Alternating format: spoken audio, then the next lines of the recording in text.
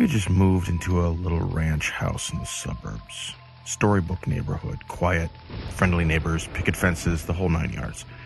Suffice to say, this was supposed to be a new start for me, a recently single dad and my 3-year-old son. Time to move on from the previous year's drama and stress. I viewed the thunderstorm as a metaphor for this fresh start. One last show of theatrics before the dirt and grime of the past would be washed away. My son loved it anyway, even with the power out. It was the first big storm he'd ever seen. Flashes of lightning flooded the bare rooms of our house, imparting unpacked boxes with long creeping shadows, and he jumped and squealed as the thunder boomed. It was well past his bedtime before he finally settled down enough to go to sleep. The next morning I found him awake in bed and smiling. "I watched the lightning at my window," he proudly announced. A few mornings later, he told me the same thing.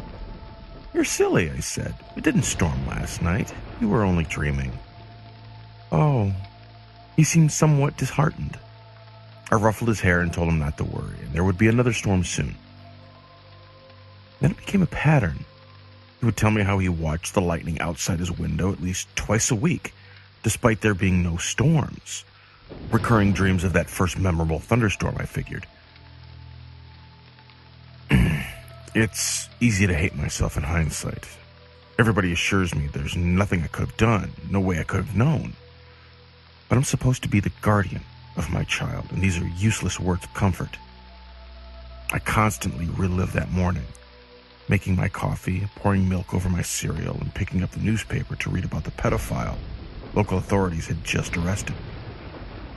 It was front-page stuff.